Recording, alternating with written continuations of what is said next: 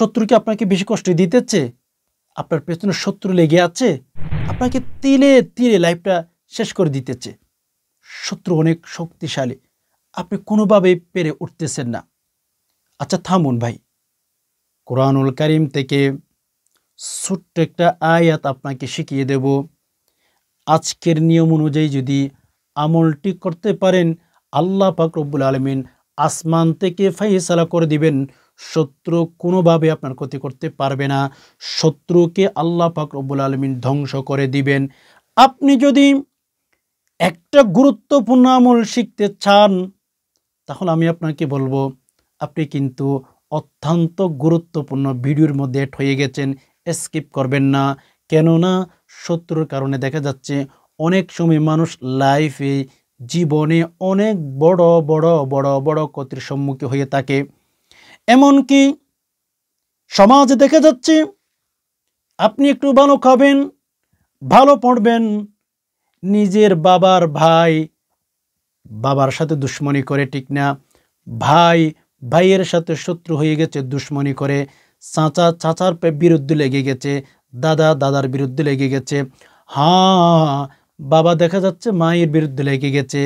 এভাবে বোন বোনের বিরুদ্ধে লেগে যায়, বন্ধু বন্ধুর বিরুদ্ধে লেগে যায়, দুস্থ দুস্থর বিরুদ্ধে লেগে যায়। শুধু ক্ষতি আর ক্ষতি, ক্ষতি করবেই করবে। এই চিন্তা করনেওয়ালা এই পৃথিবীতে মানুষের কোনো অভাব নাই।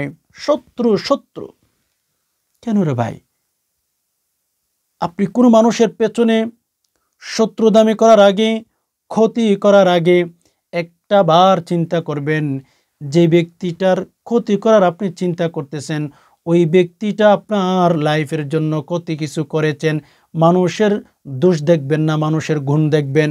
মানুষের দোষ দেখা আপনার দায়িত্ব নয়, মানুষের গুণ দেখা আপনার দায়িত্ব।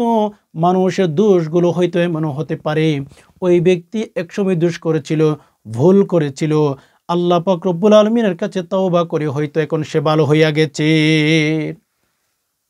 মানুষের গুণ দেখবেন, আপনি মানুষের ক্ষতি করতে যাবেন কেন?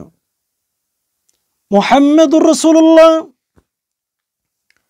সাল্লাল্লাহু আলাইহি ওয়াসাল্লামের কাছে সাহাবা একরামগণ জানতে চেয়েছেন, ইয়া রাসূলুল্লাহ, ইয়া হাবিবাল্লাহ, খাঁটি মুমিন কারা? খাঁটি মুমিনের পরিচয় একটু তুলে ধরেন, আমরা জানতে চাই। খাঁটি মুমিন কারা, খাঁটি মুসলমান কারা, আমাদের খুবই জানার ইচ্ছা।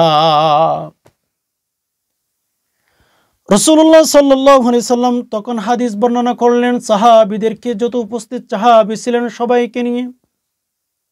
নবীজি বলেন, মান সালিমাল মুসলিমুনা মিন লিসানিহি ওয়া ইয়াদিহি। সাহাবী کرام তোমরা আমার কাছে জানতে চেয়েছো খাঁটি মুমিন কাকে বলে, খাঁটি মুসলমান কাকে বলে? বলে, হ্যাঁ ইয়া রাসূলুল্লাহ, আপনার কাছেই তো আমরা প্রশ্ন করব, আর কার কাছে আমরা প্রশ্ন করব? এই কথা বলার পর মুহাম্মদুর রাসূলুল্লাহ সাল্লাল্লাহু আলাইহি ওয়াসাল্লাম হাদিস বর্ণনা করে বলেছেন, মান সালিমাল মুসলিমুনা মিন লিসানিহি ওয়া ইয়াদিহি। নবীজি বলেন, যে সমস্ত নারী পুরুষ নিজের হাত দিয়ে, নিজের কথা দিয়ে, নিজের জবান দিয়ে, নিজের অঙ্গ প্রত্যঙ্গ দিয়ে যে সমস্ত মানুষ অন্যান্য ভাইদেরকে কষ্ট দেয় না, অন্য মুমিনদেরকে কষ্ট দেয় না, নবীজি বলেন আল্লাহ পাক রব্বুল আলামিনের কাছে ওই সমস্ত ব্যক্তিরাই হচ্ছে খাঁটি মুমিন আর মুসলমান। আর যদি খাঁটি মুমিন হয়ে যেতে পারেন, আপনার জন্য জান্নাতের রাস্তাটা একেবারে ওপেন, আপনি জান্নাতে সহজেই ঢুকে যেতে পারবেন। আর হ্যাঁ, মুসলমানকে যদি কষ্ট দিয়ে থাকেন, মুমিনদেরকে যদি কষ্ট দিয়ে থাকেন, দুশমনি করে থাকেন, কেন ভাই এত জ্বলে কেন আপনার, এত কষ্ট কেন আপনার? এক ভাই ভালো কিছু করবে, করুক, আপনিও চেষ্টা করেন, আপনিও করেন। দেখবেন পৃথিবীর মধ্যে যদি আপনি জরিপ চালান, শত্রু হিসাবে আপনার পেছনে যারা লেগে গেছে, ওরাই এক সময় আপনার আপন মানুষ ছিল। আমাদের লাইফে, আমাদের জীবনের মধ্যে এমন কিছু মানুষ আমরা শত্রু হিসাবে দেখি, যাদেরকে আমরা নিজের টাকা দিয়ে কিন্তু খাবারের ব্যবস্থা করেছি। ওই রকম কিছু মানুষ নিমক হারামি শত্রু হয়ে দাঁড়ায়। সো আমি বলবো ভাই, আল্লাহ পাক রব্বুল আলামিনকে ভয় করবেন। আপনি মানুষের ক্ষতি করার চেষ্টা করবেন না। আল্লাহ রসুলের ইতিহাস পড়বেন, সাহাবীদের ইতিহাস পড়বেন। যদি কোনো মানুষ আপনার ক্ষতি করার চেষ্টা করে, তখন ভাববেন এটা হয়তো আপনি যখন কোনো মানুষকে ক্ষতির মধ্যে ফেলার চেষ্টা করবেন, তখন চিন্তা করবেন, তখন ভাববেন যে আমি যে মানুষটার ক্ষতি করার চেষ্টা করতেছি, এর পরিণাম আমার কি হবে, আমার কি হতে যাচ্ছে, আল্লাহ আমাকে কি দিবেন, আমার জান্নাতে যেতে হবে নাকি জাহান্নামের মধ্যে যেতে হবে, এই কথা চিন্তা করে মানুষের ক্ষতি করার চেষ্টা করবেন। কেননা যদি আপনি পৃথিবীর কোনো ব্যক্তির ক্ষতি করার চেষ্টা করতেছেন, সে ব্যক্তি জানে না, কিন্তু মাথায় রাখবেন আপনার ডানে বামে কিন্তু ফেরেশতা দিয়ে গাইড দেওয়া হচ্ছে, কিরামান কাতিবিনা ইয়ালামুনা মা তাফআলুন।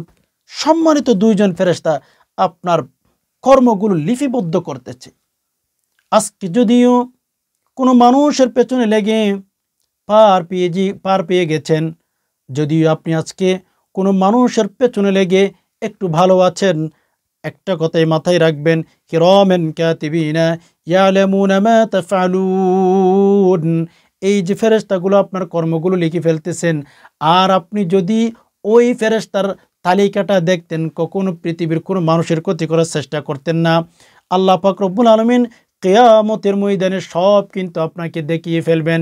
আল্লাহ তাআলা কিয়ামতের ময়দানে বলবেন, ইকরা কিতাবাক, তুই সারা জীবন কি কি করেছিলি সেগুলো একটু পড়ে দেখ। আপনার আমলনামা আপনি পড়বেন, আমার আমলনামা আমি পড়ব।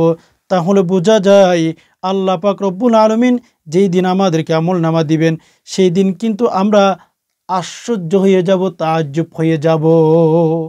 এজন্য মানুষের ক্ষতি করার চেষ্টা করব না।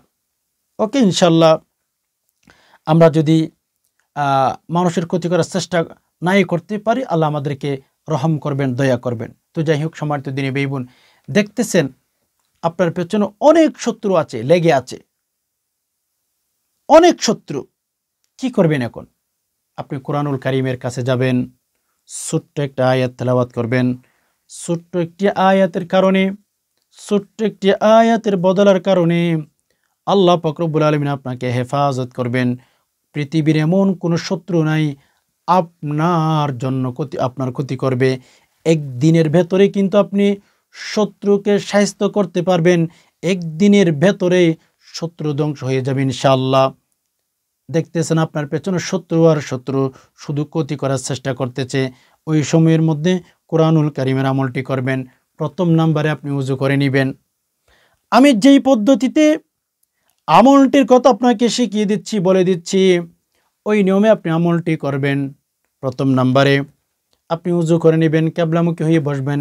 এক মুষ্টি হাতের মধ্যে মাটি নেবেন, এক মুষ্টি মাটি নেবেন হাতের মধ্যে। উযু করে বসে কিবলামুখী হয়ে বসার আগে হাতের মধ্যে মাটি নেবেন, এভাবে চেপে ধরবেন। প্রথমে উযু করেছেন, এরপর মাটি নেবেন, একটু ভালো মাটি, হাতের মুষ্টির মধ্যে এভাবে চেপে ধরবেন। কিবলামুখী হয়ে বসে 3 বার ইস্তিগফার পাঠ করবেন। আস্তাগফিরুল্লাহ ওয়া আতুবু ইলাইহি, আস্তাগফিরুল্লাহ ওয়া আতুবু ইলাইহি, আস্তাগফিরুল্লাহ ওয়া আতুবু ইলাইহি 3 বার। এরপর 3 বার দুরূদ শরীফ পাঠ করবেন। আল্লাহুম্মা সাল্লি আলা মুহাম্মাদ, আল্লাহুম্মা সাল্লি আলা মুহাম্মাদ, আল্লাহুম্মা সাল্লি আলা মুহাম্মাদ 3 বার পাঠ করবেন।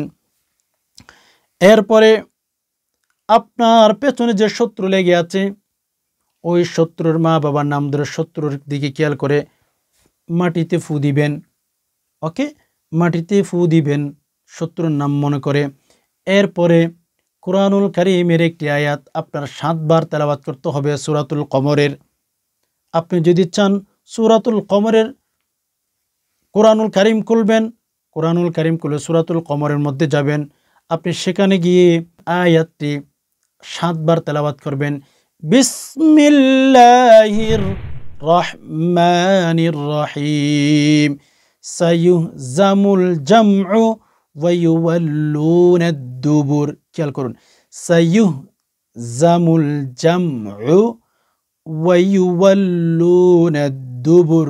আবার সাইয়ুহজামুল জামউ ওয়া ইউওয়াল্লুনা দুবুর।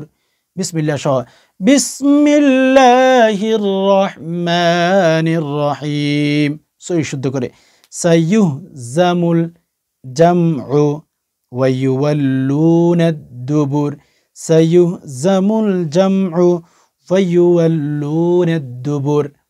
এই আয়াতটি সহি শুদ্ধ করে পাঠ করবেন 7 বার। 7 বার পাঠ করার পরে ওই যে হাতের মধ্যে যে মাটি নিয়েছেন ওই মাটির মধ্যে ফু দিবেন। কয়টি ফু দিবেন? 3টি ফু দিবেন। ওই শত্রুর মা বাবার নাম মনে করে, শত্রুর নাম মনে করে মাটির মধ্যে এভাবে 3টি ফু দিবেন। এরপরে শেষে 3 বার আবার দুরূদ শরীফ পাঠ করবেন। দুরূদ শরীফ পাঠ করে মাটিতে আবার ফু দিবেন 3টি। এবার হচ্ছে মেইন আপনার কাজ, কোরআনুল কারীমের সূরাতুল কমরের 54 নং আয়াতটি তেলাওয়াত করে আপনি মাটির মধ্যে ফু দিলে আপনার কি হবে? এখনই হচ্ছে আপনার কাজ। আপনি যদি সহি শুদ্ধ করে আপনি আয়াতটি তেলাওয়াত করতে পারেন আর সূরাতুল কমরের আয়াতটি শুদ্ধ করে পড়তে পারেন, ইনশাআল্লাহ অনেক অনেক উপকার হবে আপনার। আপনি সূরাতুল কমরের মধ্যে গিয়ে এই আয়াতটি খুঁজে বের করবেন, সাইয়ুহজামুল জামউ ওয়া ইউওয়াল্লুনা দুবুর। আয়াতটি বের করে আমল করবেন, ইনশাআল্লাহ অনেক অনেক ফলাফল পাবেন। তো এখন কথা হচ্ছে, আপনি যে মাটিতে ফু দিয়েছেন, ওকে, মাটিতে ফু দেওয়ার পরে ওই মাটিগুলো আপনার শত্রু আপনার যেই পাশে থাকে, ধরুন আপনার শত্রুর বাড়ি হচ্ছে ডান পাশে, উত্তর, দক্ষিণ, পূর্ব, পশ্চিম, যে পাশে হোক না কেন, আপনি হচ্ছে শত্রুর নাম মনে করে ওই ব্যক্তির উপরে, ওই ব্যক্তির বাড়ির দিকে আপনি মাটিগুলো নিক্ষেপ করে দিবেন।